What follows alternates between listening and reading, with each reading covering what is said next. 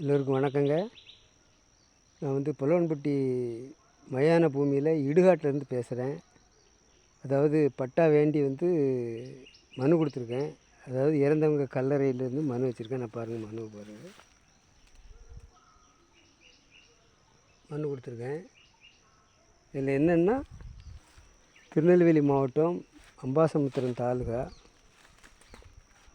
இது சிவந்திபுரம் ஊராட்சிக்கு உட்பட்ட பகுதி. இதில் 1008 ஹெக்டேர் 34 ஹேர் இருக்குது. இது பூராமே அரசுக்கு சொந்தமான நிலம். மேலும் சொத்துரிமை இல்லாத திருவாவடுதுறை ஆதீனத்திட்ட இந்த அரசு 60 ஆண்டு காலம் வழக்கு நடத்திக்கிட்டு இருக்காங்க. அவங்களும் நீதிமன்றத்தில் எங்கிட்ட எந்த ஆவணமும் இல்லைன்னு சொல்லிட்டாங்க. அதனால் நஞ்சை புஞ்சை குடியிருப்பு வீட்டு மனையில் இருக்கவங்களுக்கெல்லாம் பட்டா கிடைக்காம அவங்க வாழ்வாதாரத்தை இழந்துட்டாங்க. இந்த சிவந்திபுரம் கிராமத்தில் 80% நாடார் சமுதாயத்தை சேர்ந்தவங்க தான் அங்கே இருக்காங்க. இது கர்ம வீரர் காமராஜர் கொண்டு வந்த சட்டத்தினால் அரசு கையகப்படுத்திட்டு அப்படிங்கிற ஒரே காரணத்துக்காக தான், அவருடைய பெயர் மேலோங்கிறதுக்காக வேண்டி தான் இந்த அரசாங்கம் எங்களுக்கு பட்டா கொடுக்கறதுக்கு மறுக்குது.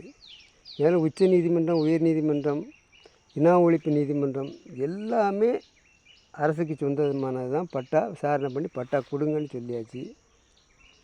மேலும் அரசாங்கமும் திருவாவடுதுறை ஆதீனமும் வழக்கு போட்டு நிலுவையிலே வச்சுருக்காங்க.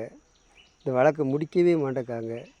மேலும் அரசுக்கு சொந்தமான நிறைய சொத்துக்கள் இருக்குதுங்க.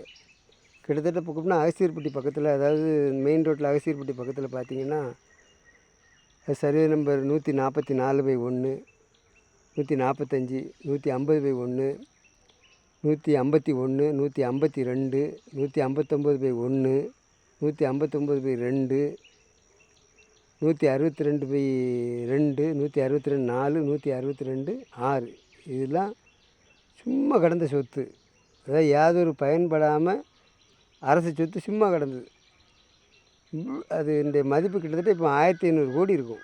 அவ்வளோத்தையும் திருவாவடுதுறை ஆதீனம் அடவலை ரசீது போட்டு க்ளீனாக விற்றுக்கிட்டு இருக்கான்.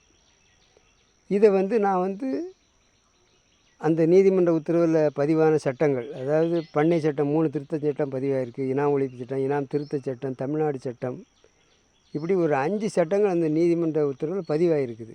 அந்த நீதிமன்ற உத்தரவில் இனாம் ஒழிப்பு நீதிமன்றம் என்ன சொல்லுதுன்னா, அதாவது 1908ஆம் ஆண்டுக்கு முந்தைய காலங்களில் நீ திருவாவடுதுறை ஆதீனம் ஒன்று நேரடியாக அனுபவிச்சிருக்கணும் இந்த சிவந்திபுரம் கிராமத்தை, இல்லாட்ட பண்ணை முறையில் அனுபவிச்சிருக்கணும். இதுக்கான ஆவணத்தை நீ கொண்டு வானா, இது வரைக்கும் இந்த ஆவணத்தை நீதிமன்றத்தில் சமர்ப்பிக்கவே செய்யலை. இப்படி இருக்க கட்டத்தில் இந்த நாடார் சமுதாய மக்கள் முழுமையான தன்னுடைய வாழ்வாதாரத்தை இழந்துட்டாங்க. மேலும் நான் நெல்லை மாவட்ட பாரதிய ஜனதா கட்சியினுடைய மாவட்ட விவசாய அணி பொறுப்பில் இருக்கேன். இந்த அரசாங்கம் எந்த நடவடிக்கை எடுக்கிறதா தெரியலை. அதனால் மக்கள் நீங்கள் மனு கொடுக்கறதா இருந்தால் இறந்தவங்க கல்லறையில் மயானத்தில் இடுகாட்டில் கொண்டு மனு கொடுங்க. இந்த அரசு செத்த சவத்துக்கு சமானம். அதனால தான் நான் இந்த மயான பூமியில் கொண்டு கொடுத்துருக்கேன். இவங்க கண்டிப்பாக ஆட்சி அதிகாரத்திலிருந்து அப்புறப்படுத்த வேண்டும். மேலும் இந்த கிராமத்தை விசாரணை செய்து நடவடிக்கை எடுக்கணும்னு சொல்லி கவர்னர் 4 தடவை உத்தரவு கொடுத்துருக்காரு இந்த அரசுக்கு. செவிசாய்க்கவே செய்யலை. கவர்னருக்கு என்ன ஆத்திரம் வந்திருக்கு, அதே இது வந்திருக்கு. அவர் தமிழ்நாட்டுக்காரரா இல்லை நாடார் சமுதாயத்தில் உள்ளவர்? அவரே கொடுத்துருக்காரு, 4 உத்தரவு கொடுத்துருக்காரு. இந்த கிராமத்தை உள்ள இந்த மனுவின்படி இந்த கிராமத்தை விசாரித்து இவங்களுக்கு உரிமையை கொடுங்கன்ட்டு. செவிச்சாய்க்கவே செய்யலை. அதனால் இந்த அரசு சீக்கிரமாக இந்த ஆட்சி அதிகாரம்லாம் அகற்றி இவங்களை எல்லாரையும் கல்லறைக்கு அனுப்பணும், இடுகாட்டுக்கு அனுப்பணும். அதனால் எல்லா மக்களும் இனிமேல் மனு கொடுக்கணுன்னா இடுகாட்டில் கொண்டு மனு கொடுங்க. அப்படின்னா இவங்களுடைய ஆட்சி அதிகாரம் எல்லாமே பறி போயிடும். நல்லா பாருங்கள், நான் இடுகாட்டில் தான் நிற்கிறேன். கல்லறைகள்லாம் இருக்குது, இது பின்னாடி கல்லறைகள்லாம் இருக்குது. அதனால் மக்களை நீங்கள் மறக்காதங்க.